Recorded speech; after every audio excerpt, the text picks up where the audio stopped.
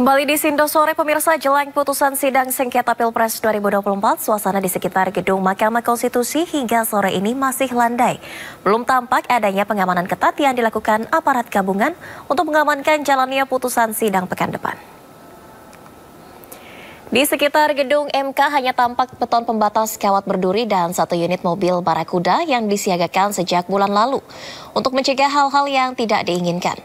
Sementara itu, arus lalu lintas di Jalan Medan Merdeka Barat tetap dibuka seperti biasa. Tidak ada rekayasa lalu lintas yang diberlakukan.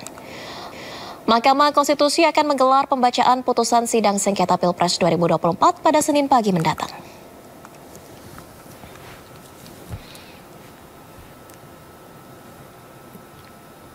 Pemirsa, Mahkamah Konstitusi pastikan tidak akan ada deadlock atau kebuntuan terhadap putusan hasil Pilpres 2024. Pengambilan keputusan diprioritaskan melalui musyawarah untuk mufakat.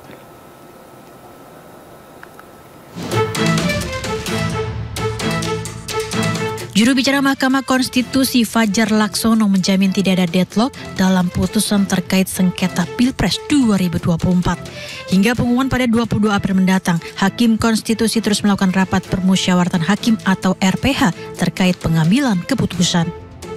Keputusan akan dilakukan melalui musyawarah untuk mufakat secara berjenjang. Jika mufakat tidak tercapai, akan dilakukan voting terhadap 8 hakim konstitusi. Namun bila suara imbang 4-4, maka ketua sidang pleno yakni Suhartoyo yang menentukan. Aturan tersebut telah tertuang dalam pasal 45 Undang-Undang MK sehingga dipastikan tidak ada deadlock atau kebuntuan dalam pengambilan keputusan di lembaga pengadilan. Ya, keputusan tidak bisa diambil dengan suara terbanyak, maka suara ketua sidang pleno itu menentukan. 8 hakim konstitusi ada 2 pendapat yang berbeda misalnya kan. Ini contoh ya. 4-4. Lalu mana yang menjadi putusan? Itulah di ayat 8 pasal 45 Undang-Undang MK itu di mana posisi ketua sidang pleno. Kalau di sini, ini contoh ya. Kalau di sini berarti ini yang menjadi putusan. Sementara Guru Besar Antropologi Hukum Universitas Indonesia Profesor Sulistiowati Irianto menanggapi putusan MK akan menjadi ujian bagi negara Indonesia. Karena mengingat kasus ini menguji pilar-pilar negara hukum yang dimiliki Indonesia, mulai dari demokrasi, HAM, dan mekanisme kontrol untuk mengontrol pemisahan kekuasaan.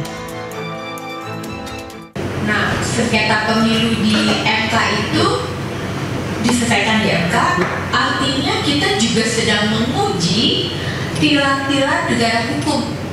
Pilar pertamanya itu adalah demokrasi, ya. Pilar keduanya adalah hak asasi manusia. Maka dari itu sengketa pemilu Pilpres 2024 ini bersifat sangat khusus, tidak bisa direduksi menjadi penyelesaian sengketa biasa, sehingga ada harapan agar hakim MK bisa memikirkan pertimbangan yang melampaui analisis doktrinal. Dari Jakarta, Tim Liputan iNews melaporkan. Dan pemirsa, Mahkamah Konstitusi akan membacakan putusan sengketa Pilpres 2024 pada Senin 22 April mendatang. Sebelum itu, para hakim konstitusi mengadakan rapat permusyawaratan hakim atau RPH untuk menentukan hasil akhir dari seluruh proses sengketa Pilpres tahun ini.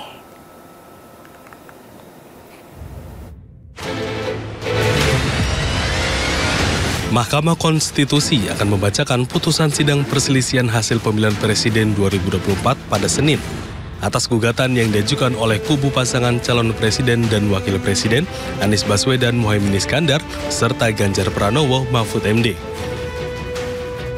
Sebelum memutuskan, para hakim konstitusi akan mengadakan rapat permusyawaratan hakim atau RPH untuk menentukan hasil akhir dari seluruh proses sengketa Pilpres 2024.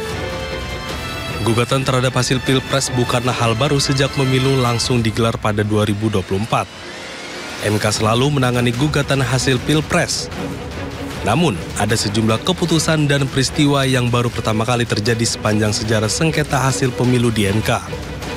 Di antaranya, untuk pertama kalinya 4 menteri dihadirkan untuk bersaksi di persidangan perihal isu bantuan sosial. Untuk pertama kalinya pula, Majelis Hakim memberi ruang bagi pihak-pihak terkait untuk menyerahkan kesimpulan. Selain itu, banyak pihak yang mengajukan sebagai amicus curiae. atau sahabat pengadilan pada sidang PHPU Pilpres 2024 menjadi terbanyak sepanjang sejarah Pilpres. Banyaknya masyarakat yang hendak menjadi amicus curiae ini menjadi fenomena menarik yang terjadi dalam PHPU tahun 2024. Banyaknya masyarakat yang hendak menjadi amicus curiae ini telah menjadi fenomena menarik yang terjadi dalam PHPU 2024. Kini jelang putusan Mahkamah Konstitusi, semua pihak sama-sama optimis. Kubu Anies Baswedan, Muhaimin Iskandar, dan Ganjar Pranowo Mahfud MD sebagai pemohon optimis bahwa putusan MK bakal mengabulkan permohonan mereka. Sementara kubu Prabowo Subianto, Gibran Rakabuming Raka sebagai pihak terkait juga optimis putusan MK bakal menolak permohonan yang diajukan oleh kubu Anies dan Ganjar. Tim Liputan iNews melaporkan.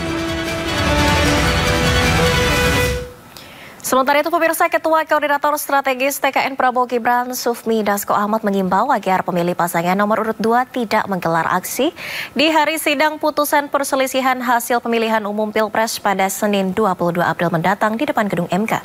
Dasko juga mengimbau agar para pemilih untuk tetap tenang mendengar dan menyaksikan sidang pembacaan putusan MK di tempatnya masing-masing. Para pendukung dan pemilih Gibran Rakabuming Raka dan Pak Prabowo Subianto untuk juga tidak